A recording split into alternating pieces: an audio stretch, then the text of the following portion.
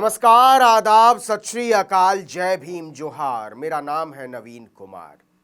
एक सवाल से शुरू करते हैं और वो सवाल जो मेरे जहन में है वो निश्चित तौर पर आपके भी जहन में होगा, इस देश की औरतों के जहन में भी होगा। वो सवाल इस देश के बच्चों के जहन में होगा, नौजवानों के जहन में होगा, किसानों के जहन में होगा। और वो सवाल ये है कि प्रधानमंत्री नरेंद्र मोदी इतने डरे हुए क्यों हैं? आखिर उन्हें क्यों इतना डर लग रहा है कि वो नफरत के अलावा किसी भी चीज पर भरोसा नहीं कर पा रहे? उन्हें कोई यकीन नहीं रहा अपनी योजनाओं पर, अपनी नीतियों पर, अपने कार्यक्रमों पर। और जैसे जैसे 2024 का चुनाव आगे आता जा रहा है, वैसे वैसे प्रधानमंत्री नरेंद्र मोदी अपनी जिम्मेदारियों से पीछे हटते जा रहे हैं। ये जो चुनाव का आगे खिसकना है और नरेंद्र मोदी का पीछे खिसकना है, इन दोनों के बीच जो पुल है वो पुल है नफरत। क्योंकि नफरत ही वो कहानी है जिस पर सबसे ज्यादा भरोसा करते हैं प्रधानमंत्री नरेंद्र मोदी। और ये हमारे सामने आता है न केवल गुजरात 2002 से, बल्कि मणिपुर से, बल्कि हरियाणा से। और सोचिए कि ज्ञानवापी पर जो फैसला आया है हाईकोर्ट का कि एएसआई को हम सर्वे की मंजूरी देते हैं, उसके बाद बनारस की गलियों में लोग त्रिशूल लेकर नाच रहे हैं। मैं ये नहीं कहता कि त्रिशूल लेकर नाचना कोई बुरी बात है, लेकिन इसी तरीके के नाच से, इसी तरीके की घटना से, इसी तरीके की यात्रा से हरियाणा के नूह में बवाल शुरू हुआ। और पूरा देश जो संवेदनशील माहौल बना है, पूरा देश जिस हालात से गुजर रहा है, भारत देश के लोग जिस दहशत से गुजर रहे हैं, वो बनारस की गलियों में उसकी बानगी अब दिखाई देने लगी है। वहां पुलिस गश्त कर रही है, मार्च कर रही है।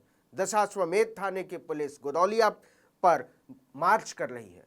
और इसका जो इशारा मिलता है वो ये कि मैं ये नहीं कह रहा कि वहां हंगामा हो ही जाएगा, ये भी नहीं कह रहा कि वहां पर दोनों पक्षों के बीच झड़प हो ही जाएगी, लेकिन इसका जो इशारा है, इसका जो संदेश है वो ये है कि दूसरे पक्ष को खामोशी के साथ सारी चीजों को स्वीकार करना होगा। उन्हें सारी चीजें देखते हुए भी उसको मान लेना होगा। उनका दिल कहे ना कहे, उनका धर्म कहे ना कहे, उनकी चेतना कहे ना कहे, लोकतंत्र की भंगिमाएं कहे ना कहे, संविधान के तकाजे कहे ना कहे, लेकिन जो त्रिशूल लेकर नाचते हुए लोग हैं और जो हथियार लेकर नाचते हुए लोग हैं, जो भाले गंडासे लेकर नाचते हुए लोग हैं, जो बंदूक लेकर नाचते हुए लोग हैं, इन सब की शक्लें एक जैसी हैं। खुद भारतीय जनता पार्टी के एक सांसद और मोदी सरकार के मंत्री राव इंदरजीत सिंह ने सवाल उठाया कि गुड़गांव में लफंगों को धर्म के नाम पर हथियार लेकर निकलने की इजाजत किसने दी? और इससे बड़ा सवाल यह है कि किन लोगों ने थमाया इतने बड़े पैमाने पर कट्टर हिंदुओं के हाथ में हथियार, औजार, हंगामे के सामान, माचिस की तीलियां और पेट्रोल। चुन चुनकर मुसलमानों के दुकानों में आग लगाया जा रहा है, चुन चुनकर उन्हें निशाना बनाया जा रहा है। न्यूज लॉन्ड्री के एक रिपोर्टर से सीधे ये पूछा दंगाइयों ने कि तुम किस धर्म के मानने वाले हो, और अगर तुम हिंदू हो तो जा सकते हो, और अगर तुम दूसरी तरफ के हो तो फिर हम तुमको सबक सिखाएंगे। ये हालात है हमारे देश का। ये केवल मणिपुर की स्थिति नहीं है, ये केवल हरियाणा की स्थिति नहीं है। अचानक से जैसे जैसे चुनाव, और अगर तार को जोड़िए तो ये सारी घटनाएं इंडिया नाम के गठबंधन के बनने के बाद तेजी से आगे बढ़ी। भारत देश के तमाम इलाकों में आग लग रही है, दलितों को पीटा जा रहा है। उत्तर प्रदेश से एक खबर आई कि लड्डू की फरमाइश के बहाने एक दलित को न केवल मौत के घाट उतार दिया गया, बल्कि उसकी पत्नी को घर में खींचकर उसके साथ जबरदस्ती की गई। तो क्या नरेंद्र मोदी को यह समझ में नहीं आ रहा कि देश उनके हाथ से बाहर जा चुका है, या फिर ये उनका मोडस ऑपरेंडी है, यही उनके काम करने का तरीका है कि वो सारी चीजों को धर्म के चश्मे से ही देख पाते हैं? नफरत के चश्मे से ही देख पाते हैं, उपद्रव के चश्मे से ही देख पाते हैं, आतंक के चश्मे से ही देख पाते हैं। और ये जो नजर है और इस नजर से जुड़ा हुआ जो नजरिया है वो बहुत भयावह है, वो भयभीत करने वाला है।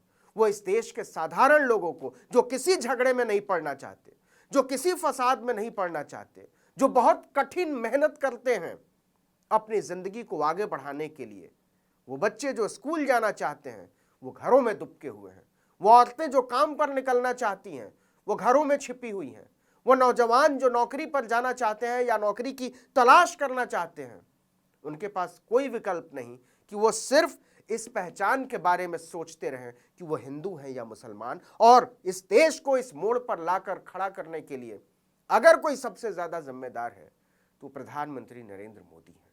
उन्हें यह जिम्मेदारी लेनी पड़ेगी और यह मानना पड़ेगा कि नरेंद्र मोदी दरअसल इस समय इस देश के सबसे डरे हुए नेता में तब्दील हो चुके हैं। भूल जाइए 56 इंची की छाती, 56 इंची की छाती नहीं है, 6 इंची की छाती है।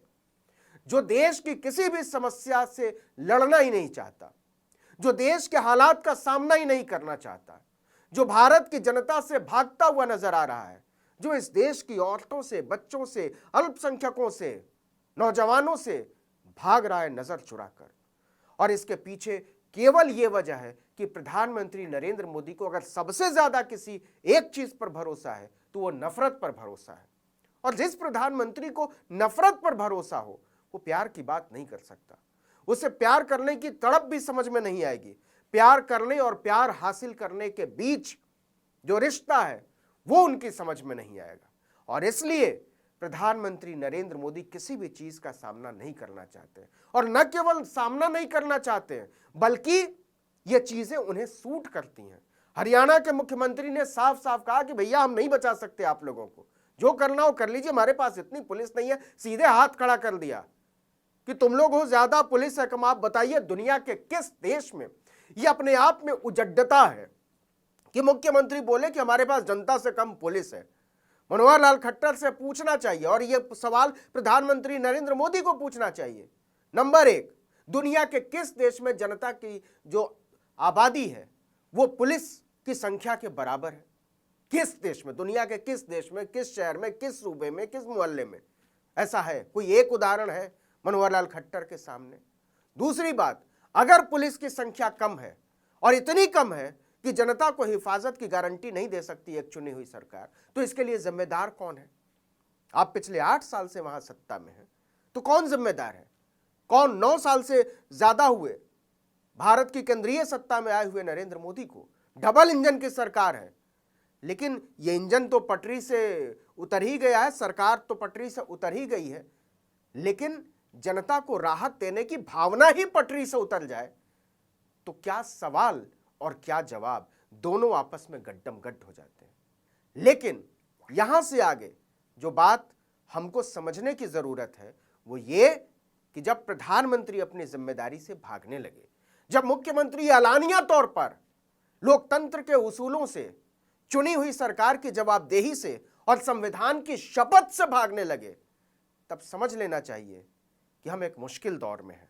और हर मुश्किल दौर में नागरिकों को आगे बढ़कर लोकतंत्र को आगे ले जाने की जिम्मेदारी उठानी पड़ती है। एक बहुत बड़ी जिम्मेदारी हमारे और आपके माथे पर है, क्योंकि एक डरा हुआ प्रधानमंत्री, एक भागता हुआ मुख्यमंत्री, एक मरी हुई व्यवस्था और लोकतंत्र को दीमक की तरह चाटते हुए लोग हमको और आपको कुछ भी दे सकते हैं, अमन नहीं दे सकते, शांति नहीं दे सकते, लोकतंत्र की उम्मीद नहीं दे सकते, संविधान को बचाने की गारंटी नहीं दे सकते, हमारे और आपके महफूज रखने का भरोसा नहीं दे सकते। इस टूटे हुए भरोसे पर अगर कोई सबसे ज्यादा जिम्मेदार है लोकतंत्र को बचाने के लिए, और अगर सबसे ज्यादा किसी को जवाबदेही समझनी चाहिए तो हमको समझनी चाहिए और आपको समझनी चाहिए। इस वीडियो में इतना ही, लेकिन अगर आपने आर्टिकल 19 इंडिया को अब तक सब्सक्राइब नहीं किया तो फौरन कीजिए, बेल आइकॉन दबाइए, घंटी जैसी आकृति, लाइक कीजिए और कमेंट करके बताइए हमारा वीडियो आपको कैसा लगा। यूट्यूब पर देख रहे हैं तो हमारे चैनल को सब्सक्राइब कीजिए, फेसबुक पर देख रहे हैं तो हमारे पेज को लाइक कीजिए।